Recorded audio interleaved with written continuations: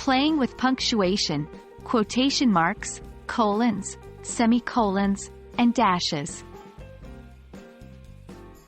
Hello, language explorers.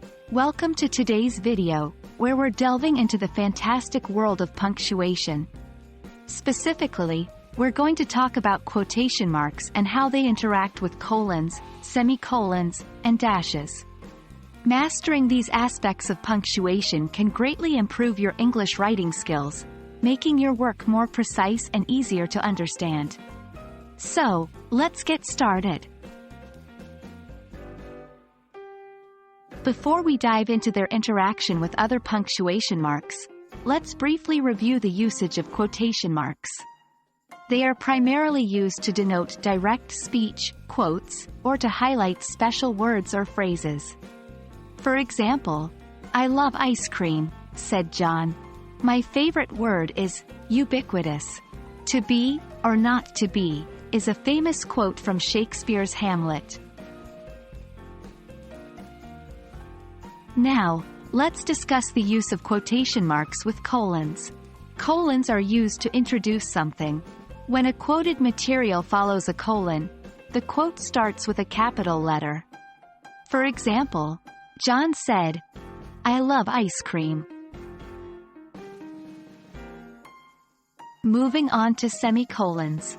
These are not typically used with quotation marks, as they usually separate two independent clauses. If you find a need to use them together, place the semicolon outside the quotation marks. For example, "I love the word ubiquitous, it sounds so fancy." Finally, let's talk about quotation marks and dashes. Dashes, like colons, can be used to introduce quoted material. When a quoted material follows a dash, it also starts with a capital letter. For example, he yelled, "Watch out!" Remember, with all these punctuation marks, the placement of the final punctuation depends on the nature of the quote. If it's a complete sentence, the punctuation goes inside the quotation marks.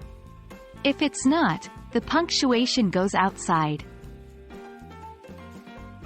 For example, he asked, "Will you be there? Did she just say, goodbye?"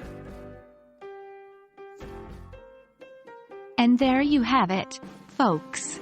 You've now learned how quotation marks interact with colons, semicolons, and dashes. We hope you find these rules useful for your English writing. Remember, practice is key. So, get out there and start putting your newfound knowledge to work. Happy writing, and see you in the next video.